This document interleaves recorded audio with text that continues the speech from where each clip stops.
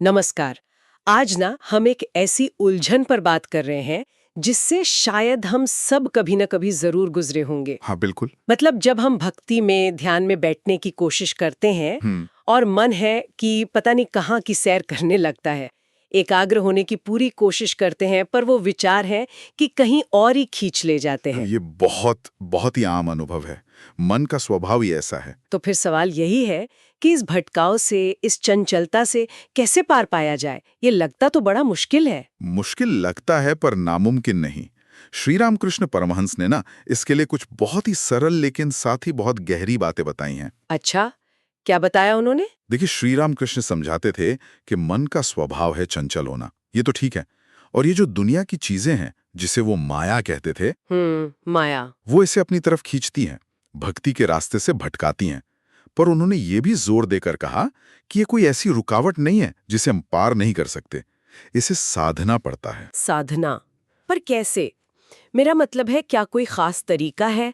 क्योंकि अक्सर ऐसा लगता है कि हम जितना विचारों को दबाने की कोशिश करते हैं, हाँ, वो उतना ही ज्यादा उभर कर सामने आते हैं। बिल्कुल सही कहा।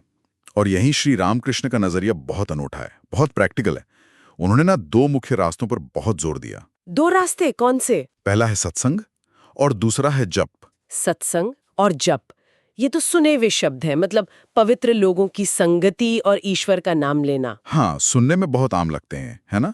लेकिन इनका असर बहुत गहरा होता है। कैसे? मतलब सत्संग कैसे मदद करता है? देखिए, सत्संग का मतलब है ऐसे लोगों के बीच रहना, ऐसी जगह पर होना जहां ईश्वर की बातें होती हों, जहां भक्ति का माहौल हो। अच्छा। जब हम ऐसे माहौल में रहते हैं, वैसी चर्चा सुनते हैं, तो मन पर उसका बहुत सकारात्मक असर पड़ता है। वो जो दुनियादारी के फालतू के विचार होते हैं ना, हाँ हाँ। वो धीरे धीरे अपने आप कमजोर होने लगते हैं।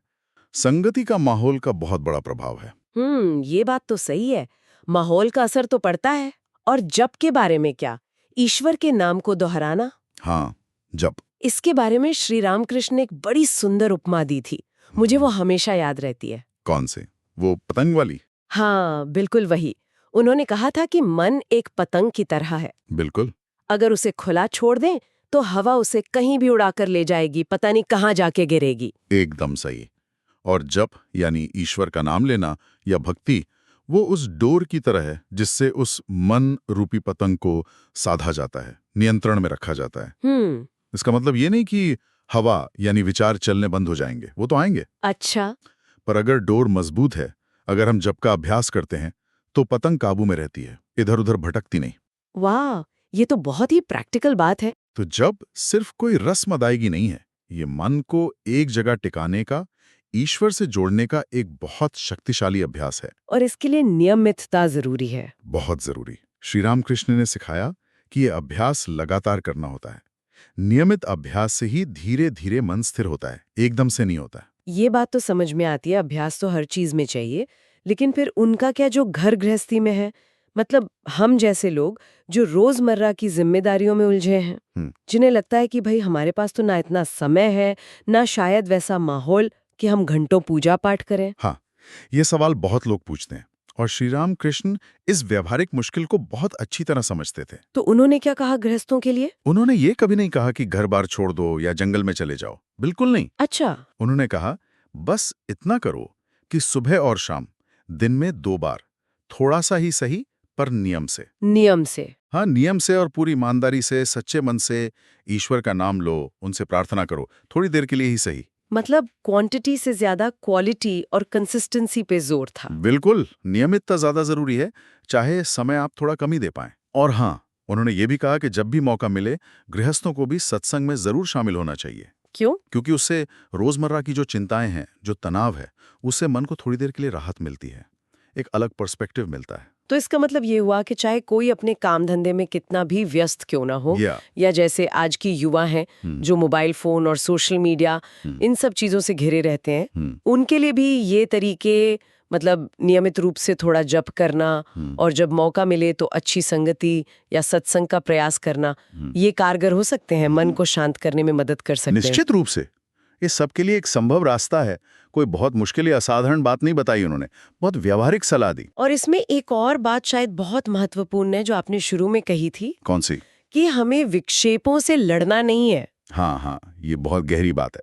श्री रामकृष्ण यही कहते थे कि हमारा मुख्य काम उन बुरे विचारों या भटकाने वाले ख्यालों से जूझना नहीं है। तो फिर क्या है? हमारा काम है अपना ध्यान ईश्वर की तरफ लगाना, कोशिश करना कि मन ईश्वर में लगे। अच्छा। जैसे ही हम अपना फोकस ईश्वर पर लाते हैं, ये जो बाकी के भटकाव हैं, ये विक्षेप हैं, ये अपने आप कमजोर पड़ने लगते हैं, इनकी शक्ति कम हो जाती है। जैसे अंधेरे कमरे में दिया जलाने पर अंधेरा अपने आप चला जाता है, उसे धक्का देके बाहर नहीं निकालना पड़ता। बिल्कुल सही उपमा दी आपने।